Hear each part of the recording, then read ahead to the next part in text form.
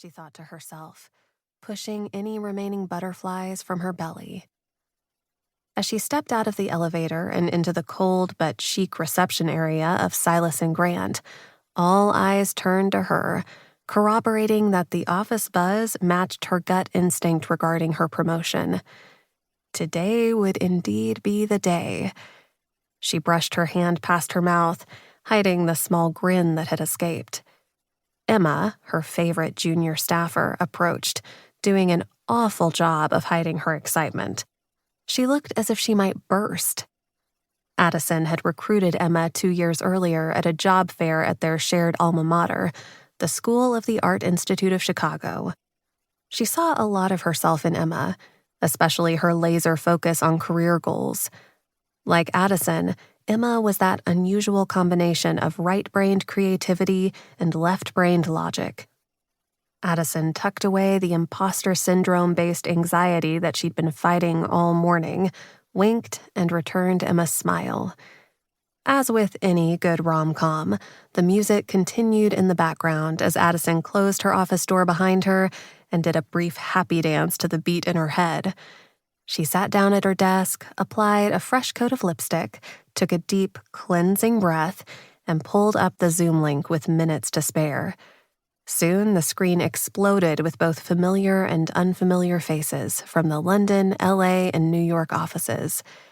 She pinched her leg, hard, to keep herself from looking too happy. CEO Richard Grant's moon-shaped face appeared, front and center, pushing the other Zoomers to the peanut gallery. Though Addison was still careful to keep her composure, hands folded, smile pasted, she checked her image in the floating thumbnail window.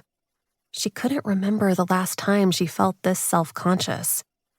A few minutes in, after basic intros and niceties, Richard Grant promised a few exciting announcements, beginning with his own. I am thrilled to share that I will appear on the front cover of next month's Ad Week as the #1 philanthropist in the business. I was equally shocked and honored. It was the perfect example of exactly what annoyed Addison about this guy. The honored and thrilled was fair. The shocked? So clueless. Emma private messaged her, as they always did during Zooms, with the childish goal of making the other laugh on camera. And by philanthropy, we mean ability to write a huge check. Addison smiled, and while she wasn't about to desecrate her game face with a laugh, she couldn't resist a comeback. There had been a New York Magazine cover story overanalyzing nepotism, declaring a Nepo baby boom and pushing the phrase Nepo baby to the forefront. Emma, like most recent transplants to the city, was obsessed with New York Magazine. Addison crafted her response.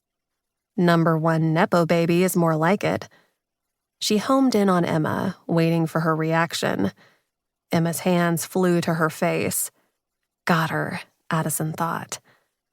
But when her hands came down, Emma looked more pained than amused.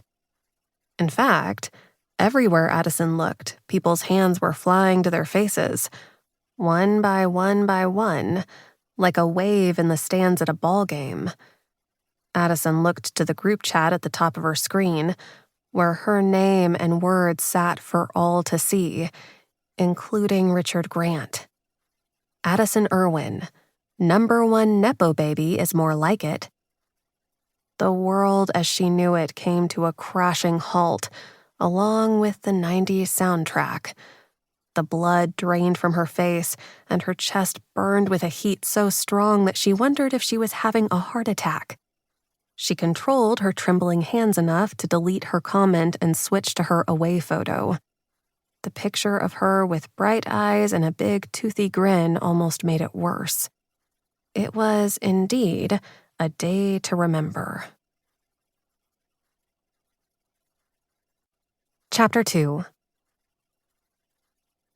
6 days, a zillion missed calls, a dozen grilled cheese sandwiches cut on the diagonal, and 73 episodes of The Nanny later, Addison Irwin pulled her fired ass off her sofa and answered the insistent buzz of her apartment intercom.